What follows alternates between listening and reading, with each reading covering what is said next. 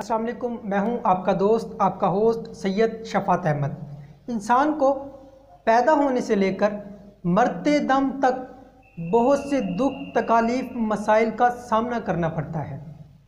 ये इंसान की ज़िंदगी का हिस्सा है। इंसान को बहुत से मसाइल पेश आते हैं।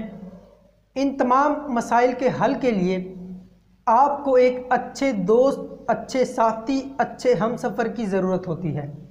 और आज के दौर में एक अच्छा साथी मिलना बहुत ज़्यादा मुश्किल है। आपको ज़िंदगी में एक ऐसे अच्छे दोस्त की ज़रूरत है जो कि आपको बेहतर से बेहतर मशवरा दे सके, आपकी परेशानियों में आपके साथ हरदम खड़ा रहे। अगर अभी तक आपकी ज़िंदगी में कोई ऐसा दोस्त नहीं है, कोई हमसफ़र नहीं है जो आपको बेहतर मशवरा दे सके, तो अभी हमारे चैनल को सब्सक्राइब कीजिए और हमारे साथ मुंसलिक हो जाइए। आपको ज़िंदगी में किसी किस्म का कोई मसला आता है तो इंशाअल्लाह हम आपको बेहतर से बेहतर मशवरा देंगे।